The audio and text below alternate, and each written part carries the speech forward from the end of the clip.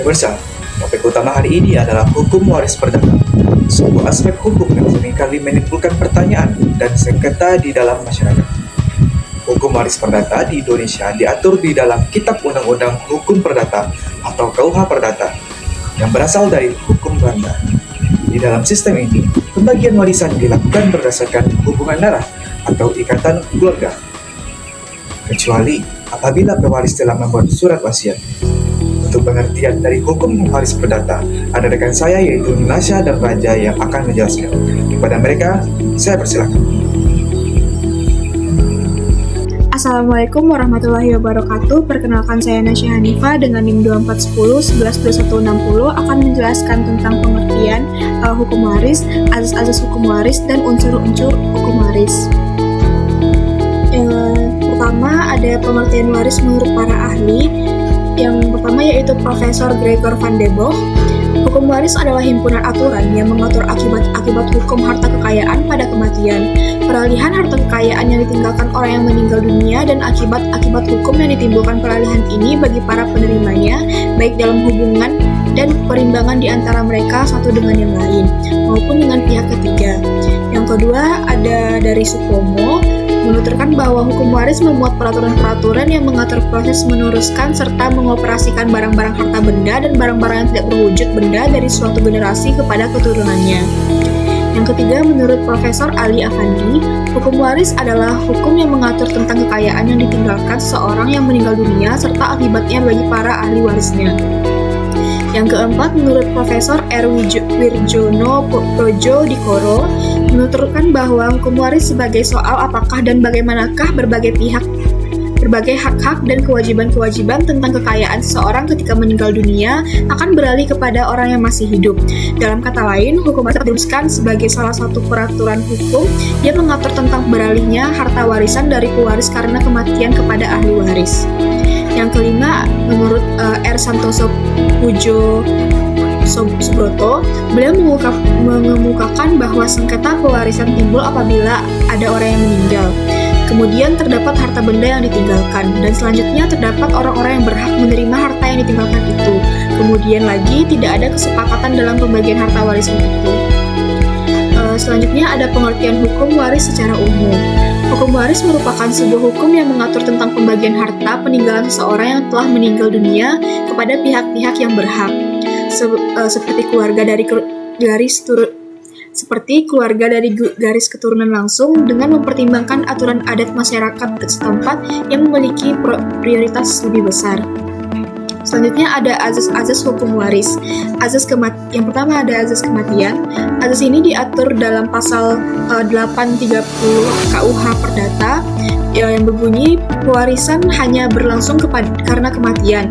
Dengan mengacu pada ketentuan pasal di atas, berarti tidak ada proses penyerahan warisan dari pewaris kepada ahli waris jika pewaris belum meninggal dunia.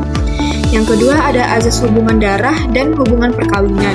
Azas hubungan darah adalah salah satu azas yang penting dalam sistem hukum kewarisan, karena faktor hubungan darah dan hubungan perkawinan menentukan kedekatan seseorang dengan pewaris serta menetapkan apakah seseorang berhak atau tidak untuk menjadi ahli waris.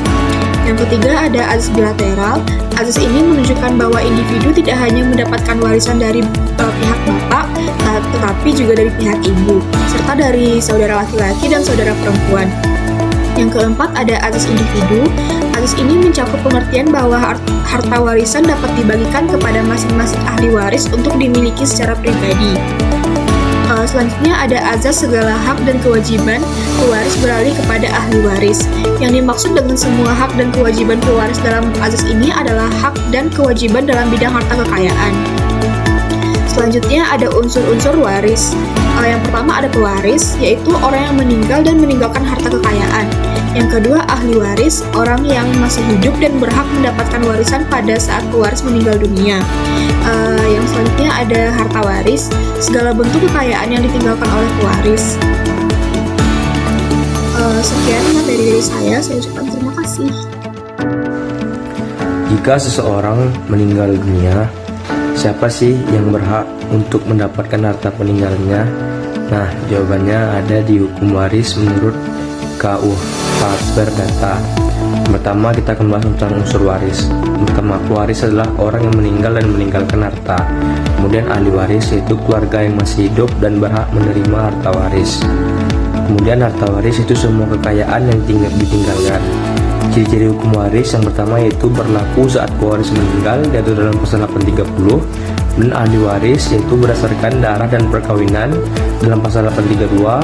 Kemudian anak sah dan anak di luar kawin diakui pasal 862 dan 863. Kemudian warisan bisa dibagi bersama atau sendiri-sendiri yang diatur dalam pasal 1066. Kemudian golongan ahli waris terdapat 4, yaitu pertama, golongan pertama yaitu suami, istri atau anak. Golongan kedua orang tua dan saudara. Golongan ketiga ada kakek atau nenek. Golongan keempat dari paman, bibi atau sepupu. Kemudian sistem pewarisan terdapat dengan wasiat atau testamenter sesuai keinginan pewaris diatur dalam pasal 875 KUH Perdata. Kemudian tanpa wasiat atau AB intestato yaitu sesuai aturan golongan. Kemudian hak ahli waris bisa menolak menerima penuh atau bersyarat yang diatur dalam pasal 1057 sampai 1060 KUH Perdata. Jika diterima penuh, hutang pewaris juga ikut diwarisi. Kemudian info tambahan yang pertama yaitu sistem pewarisan dalam KUH Perdata itu diperuntukkan untuk non-muslim, dan jika terdapat sengketa warisan bisa diselesaikan di pengadilan negeri. Selanjutnya yaitu orang yang berhak menjadi penerima waris yang akan saya jelaskan sendiri beserta rekan saya, Siti Nurul. Siapa saja yang berhak menerima warisan tanpa surat wasiat atau ab intestato? Jika seseorang meninggal tanpa membuat surat wasiat, maka hartanya akan dibagikan kepada keluarganya menurut urutan tertentu. Orang-orang yang bisa menerima warisan ini dibagi dalam 4 golongan. Golongan ahli waris golongan yang satu, yang paling diutamakan yaitu pasangan suami atau istri yang masih hidup. Yang kedua, anak-anak dan cucu-cucunya. Golongan 2, ayah dan ibu, saudara kandung, anak dari saudara kandung atau keponakan. Golongan 3, kakek, nenek, buyut atau keluarga dari garis atas setelah ayah dan ibu. Golongan 4, paman, bibi, sepupu dan kerabat lain dari garis keturunannya, dari ibu sampai tingkat ke-6. Aturan tambahan dalam pembagian warisan: kalau tidak ada ahli waris dari semua golongan di atas, harta akan menjadi milik negara. Golongan yang lebih tinggi menutup golongan di bawahnya.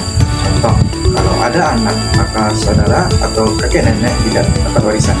Kalau tidak ada golongan 1, maka golongan 2 yang akan menerima.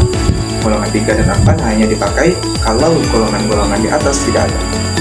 Anak luar kawin yang diakui juga berhak mendapat warisan dan tidak dibedakan berdasarkan jenis kelamin atau usia. Kalau orang yang meninggal itu tidak punya pasangan, anak maupun saudara, maka harta dibagi 2. Separuh untuk keluarga dari garis ayah, separuh lagi untuk keluarga dari garis ibu.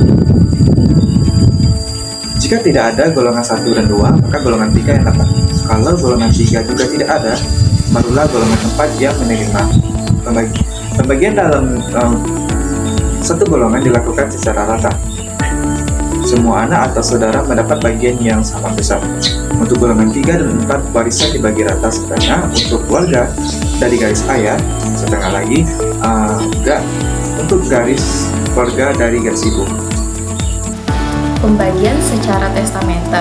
Pembagian hak waris kepada ahli waris secara testamenter yaitu melalui surat wasiat, di mana sebelum meninggal dunia si pewaris membuat surat wasiat dan menetapkan di dalam suratnya siapa saja yang dia inginkan untuk menjadi ahli waris. Surat wasiat dalam hukum waris perdata harus dibuat secara tertulis oleh si pewaris agar dapat memberi kepastian hukum, dapat menjadi bukti yang pasti jika ada pihak yang tidak merasa puas, dan dapat menjadi alat bukti di pengadilan.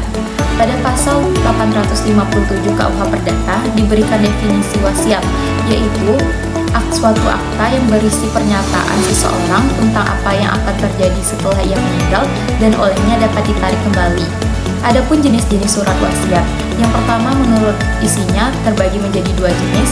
Yang pertama, wasiat yang berisi pengangkatan waris. Maksudnya di sini adalah orang yang mewasiatkan memberikan kepada seseorang atau lebih dari seseorang seluruh atau sebagian dari harta kekayaannya jikalau ia meninggal dunia. Yang kedua yaitu wasiat yang berisi hibah. Maksudnya di sini adalah seseorang yang mewasiatkannya memberikan kepada seseorang atau beberapa orang berupa beberapa barang tertentu, barang-barang dari satu jenis tertentu, hak pakai hasil dari seluruh atau sebagian dari harta peninggalannya. Menurut bentuknya, surat wasiat juga terbagi menjadi 3 macam. Yang pertama, open bar testament. Maksudnya di sini adalah orang yang akan meninggalkan warisan menghadap kepada notaris dan menyatakan kehendaknya kepada notaris tersebut dengan dihadiri oleh 2 orang saksi. Yang kedua yaitu holografis testamen. Testamen ini ditulis sendiri oleh orang yang akan meninggalkan warisan dan diserahkan kepada notaris untuk disimpan dengannya dan dihadiri oleh 2 orang saksi. Yang ketiga yaitu testamen tertutup. Testamen ini dibuat sendiri oleh orang yang meninggalkan warisan, tetapi tidak diharuskan dengan tulisan tangannya sendiri, namun harus selalu tertutup dan disegel. Jadi dapat kita disimpulkan di sini bahwa dalam pembagian warisan menurut cara testamen ini dikenal dengan adanya yang pertama ahli waris yang ditunjuk langsung oleh si pewaris dalam surat wasiatnya, kemudian ada ahli waris legitimaris yang mempunyai hak mutlak, yang berarti ahli waris tersebut mempunyai hubungan darah dengan pewaris dalam garis vertikal. Misalkan nenek, kakek, ayah, ibu, anak, dan cucu. Beberapa kriteria tidak patut menjadi ahli waris berdasarkan DW pada pasal 838, yaitu yang pertama, orang yang telah dihukum karena membunuh atau mencoba membunuh si pewaris. Yang kedua yaitu orang dengan kekerasan atau perbuatan telah mencegah si pewaris untuk membuat atau mencabut surat wasiatnya. Yang ketiga yaitu orang yang telah menggelapkan, merusak, dan memalsukan surat wasiat si pewaris. Serta yang terakhir yaitu orang yang dengan keputusan hakim pernah dipersalahkan memfitnah si pewaris berupa fitnah dengan ancaman hukuman 5 tahun atau lebih berat dari 5 tahun. Pemirsa, topik selanjutnya yaitu besaran bagian yang diterima penerima waris yang akan dijelaskan oleh rekan saya Zaki, Andika, dan Khaila. Kepada mereka, saya persilakan. Pasal 852 KUH Perdata merupakan dasar hukum pembagian ahli waris golongan pertama, yakni keluarga inti mencakup suami atau istri, yang jelas ini adalah pasangan, terus yang kedua adalah anak-anak, dan yang ketiga adalah cucu-cucu. Apabila seseorang meninggal dunia tapi ia masih memiliki suami atau istri, yang jelas ini adalah pasangan yang sah secara hukum, atau masih memiliki anak, atau masih memiliki cucu, maka golongan kedua hingga seterusnya tidak akan mendapatkan bagian sebesar pun. Golongan-golongan 2, 3, dan 4 ini nantinya akan dijelaskan selanjutnya oleh teman-teman saya. Maka dari itu, melihat cerita yang telah saya sampaikan tadi, golongan 1 merupakan ahli waris yang paling sering mendapatkan warisan. Sekian dan terima kasih. Oke, selanjutnya saya akan membahas ahli waris golongan 2 adalah orang tua atau ayah dan ibu dan saudara-saudara serta keturunan saudara-saudaranya terdapat dalam pasal 854 ayat 1 KUH Perdata. Dari ketentuan pasal 54 KUH Perdata dapat kita lihat bahwa ayah, ibu, dan saudara mewarisi kepala demi kepala. Apa sih maksud kepala demi kepala itu? Mewarisi kepala demi kepala adalah cara pembagian warisan yang dilakukan secara sama besar antara ahli waris yang memiliki hubungan sedarah dalam derajat yang sama. Di sini ada penyimpangan atas asas yang menyatakan bahwa dalam tiap-tiap golongan ahli waris yang lebih dekat hubungan penderajatannya dengan si pewaris menutup mereka yang lebih jauh, sedangkan menurut KUH Perdata dijelaskan bahwa saudara si pewaris ada dalam derajat yang kedua, sedangkan ayah dan ibu dalam derajat yang pertama. Akan tetapi karena mereka ada di dalam golongan yang sama, mereka memiliki hak yang sama pula dalam hal menjadi seorang ahli waris. Ini adalah pembagian hukum waris perdata pada golongan ketiga dan golongan keempat. Pada golongan ketiga adalah keturunan garis sedarah ke samping, seperti kakek dan nenek dari pihak ayah dan pihak ibu. Lalu yang kedua adalah seperti paman, bibi, atau sepupu pewaris. Yang keempat, yaitu golongan keempat, akan diwariskan kepada cicit dari sepupu tersebut atau saudara jauh. Mungkin itu saja pembahasan dari golongan ketiga dan golongan keempat. Terima kasih. Baiklah pemirsa, topik terakhir dan sekaligus menjadi penutup dari pertemuan hukum waris perdata kali ini, yaitu perbandingan waris perdata dan waris Islam yang akan dijelaskan oleh rekan saya Queen. Kepada saudara Queen, dipersilakan. Materi selanjutnya saya akan membahas mengenai perbandingan waris dalam Berliquid Book dan juga waris dalam Islam. Baiklah, yang pertama kita akan membahas mengenai hukum waris dalam perspektif KUH Perdata. Jadi, hukum waris ini diatur dalam buku kedua tentang benda dalam KUH Perdata. Nah, warisan ini yang menyebabkan terjadinya waris itu tuh karena kematian salah satu anggota keluarga. Nah, subjek hukum waris ini adalah anggota yang ditinggalkan oleh anggota keluarganya yang meninggal. Warisan itu didapatkan karena kematian salah satu anggota keluarga dan juga wasiat dari salah satu anggota keluarga. Kemudian hal-hal yang menjadi syarat untuk dapat terjadi pewarisan yaitu adalah yang pertama adanya kematian dari salah satu anggota keluarga tersebut, lalu adanya harta benda, dan yang ketiga adalah adanya ahli waris. Nah, baiklah, selanjutnya yang kedua yaitu mengenai hukum waris dalam perspektif hukum Islam. Jadi dalam hukum Islam itu warisan itu dikenal dengan dua jenis. Yang pertama yaitu nasabiyah dan juga yang kedua yaitu sababiyah. Nasabiyah itu adalah warisan yang diturunkan karena adanya hubungan darah seperti anak, ibu, cucu dan lain sebagainya. Nah, kemudian yang sababiyah itu merupakan warisan yang turun karena terkait dengan hubungan seperti pernikahan, memerdekakan hamba sahaya, dan juga perjanjian tolong-menolong. Nah, perbedaan yang signifikan atau perbedaan yang sangat jelas dalam hukum waris menurut Berliquid Book dengan hukum waris menurut hukum Islam itu tuh ada pada pembagiannya. Kalau misalkan dalam pembagian hukum perdata itu warisan itu dibagi secara sama rata, tidak membandingkan antara apakah jenis kelaminnya laki-laki, apakah perempuan, itu tuh sama rata semuanya.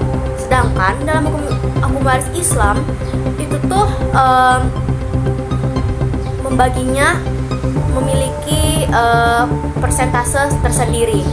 Jadi terdapat perbedaan antara harta yang diwariskan kepada anak laki-laki dan anak perempuan. Anak laki-laki itu mendapatkan 2 kali lebih besar daripada anak perempuan. Alasannya karena laki-laki memiliki tanggung jawab untuk menafkahi keluarganya. Oleh sebab itu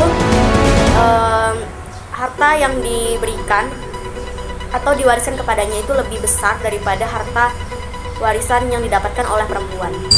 Demikian berita hukum hari ini tentang hukum waris perdata. Tetaplah bersama kami untuk informasi penting lainnya. Saya Felicia Dika, pamit undur diri. Sampai jumpa dan salam hukum.